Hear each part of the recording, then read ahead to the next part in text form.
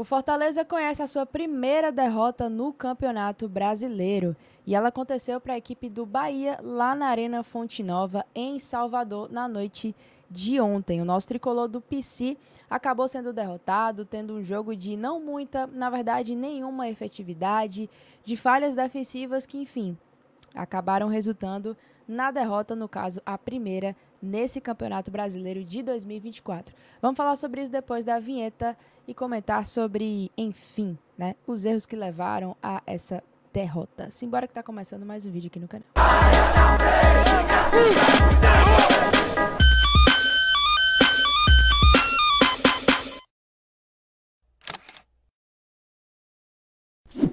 Isso aí, galerinha. Fortaleza acaba sendo derrotado. Foi um jogo que eu falei algumas vezes, né, para vocês que eu tava bem leve para esse jogo. Realmente, talvez aquela ressaca do título, né, ainda da Copa do Nordeste, eu acho que era natural de um todo que o Fortaleza, indo mesclado, ele não conseguisse ter tanto entrosamento, tanto controle do jogo. O Bahia é uma equipe forte, né, que tem lastro técnico, então estava um pouco mais tranquila. Mas, enfim, passar para vocês a escalação do jogo, para a gente comentar um pouco em cima disso, mas pedir o seu like, tá? Seu like ajuda demais no crescimento, no engajamento aqui do canal. Então, se você chegou até aqui, deixa o seu like aqui embaixo para ajudar a gente. Deixa o seu comentário também no fim do vídeo. Inscreva-se aqui no canal e simbora. Fortaleza foi bem modificado. A linha defensiva a gente já falava que seria mais ou menos isso. Não tínhamos aí o Kusevich para jogar. E ao invés do Cardona foi escolhido o Tite, mas tivemos aí João, Tinga, Brits, também o Felipe Jonathan na lateral esquerda. Aí foi com Pedro, Zé, Martínez e Hércules, Kaiser e Breno Lopes ali na linha de ataque. Bom, eu esperava que fosse realmente algo mesclado. Acho que o que me surpreendeu mesmo foi o Kaiser no lugar do Lucero. Eu acreditei realmente que o Lucero fosse jogar, mas assim, o primeiro tempo do Fortaleza, ele consistiu de controle do jogo. Fortaleza teve posse de bola.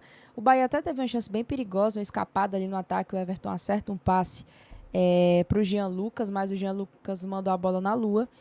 E acabou que o contexto do primeiro tempo foi de um Fortaleza que conseguiu ter o controle do jogo, né? Teve a posse de bola, conseguiu trocar passes e passava pra gente a sensação de que o Bahia estava incomodado, né? Porque não é o tipo de jogo que o Bahia geralmente faz, né? Deixar a bola no pé do adversário.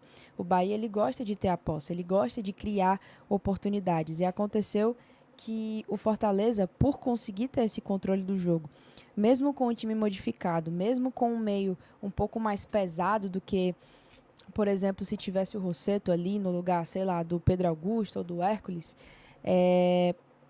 acabou que a gente conseguiu ter o controle do jogo. Acabou tendo calma também para tocar essa bola. O Fortaleza teve oportunidades de criar com um pouquinho mais de lucidez, só que o time não foi efetivo. Só que passou uma clara impressão de que o Fortaleza poderia, quem sabe com um pouco mais de ousadia, com um pouco mais de ímpeto, conseguir chegar até o gol. Talvez no segundo tempo, não sei. Eu sei que terminou o primeiro tempo a gente com essa sensação de que o time tinha ido muito bem. Porque por mais que a gente conheça um Fortaleza bem ofensivo, né, agudo, tinha sido um primeiro tempo um pouco mais de construção, um pouco mais de posse de bola, mas também não permitindo que o Bahia se sentisse confortável no jogo. Então, uma das etapas ali, pelo menos em termos estratégicos, tinha sido concluída de uma certa forma. Então, para o segundo tempo, todo mundo imaginou, né? O Vojvoda vai fazer um ou outro ajuste nessa equipe para conseguir, quem sabe, ter um pouco mais de objetividade, né, nas jogadas ofensivas. Só que a gente esbarrou num problema que deixa o torcedor muito chateado, né? O Tite, ele não foi bem no jogo, né? Ele acabou tendo duas falhas defensivas ali. Uma dessas, ele estava com a posse da bola, estava tentando voltar com ela, não sei se ele ia tocar para o João Ricardo. Acabou que ele perdeu, né? Assim, ele lento, acabou perdendo ali a posse de bola pro, acho que era o Stupinã do Bahia, né? O atacante lá estava ali como o jogador mais ofensivo naquele momento. Ele acaba roubando a bola e nesse momento ele acaba perdendo o gol. Ele saiu de frente para o João Ricardo e perdeu o gol.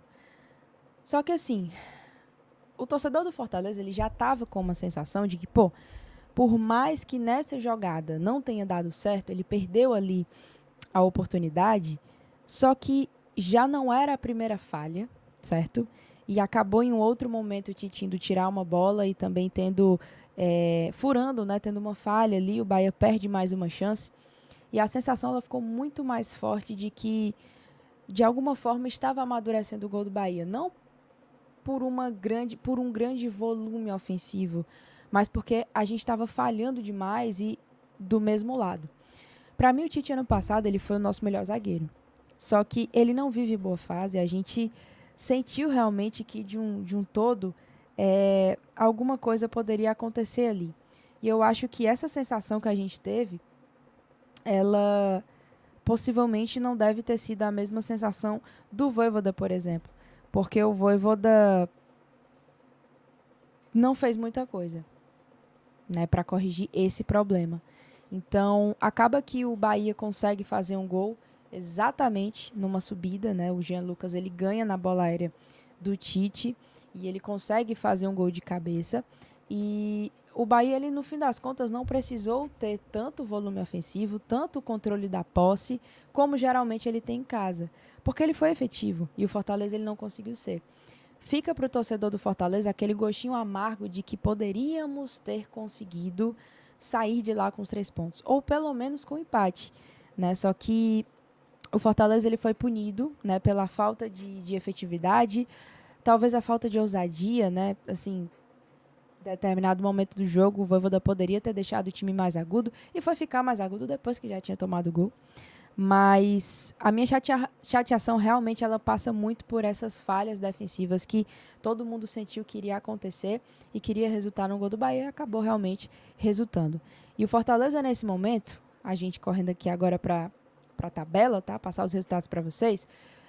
Teve um empate do Atlético com o Corinthians, Juventude com Vitória, Botafogo vencendo o Fluminense, Bragantino vencendo o Atlético Mineiro, e aí tivemos jogos de ontem. O Cruzeiro venceu o Cuiabá, o Inter empatou com São Paulo, o Flamengo venceu o Grêmio, o Atlético Paranaense venceu o Criciúma, Bahia venceu o Fortaleza e o Palmeiras venceu o Vasco. Fortaleza, nesse momento, 11º colocado com 10 pontos e também com seus 7 jogos, né? Ainda tem um jogo a menos em relação aos primeiros, mas a próxima partida é fora de casa novamente, vai ser contra a equipe do Cuiabá, né? É um time muito chato, é um time que geralmente a gente tem dificuldade para ganhar lá fora. Ano passado foi complicado o jogo demais lá, nós perdemos, né? Mas quem sabe é uma oportunidade de ter mais jogadores do que a gente chama de time titular, né?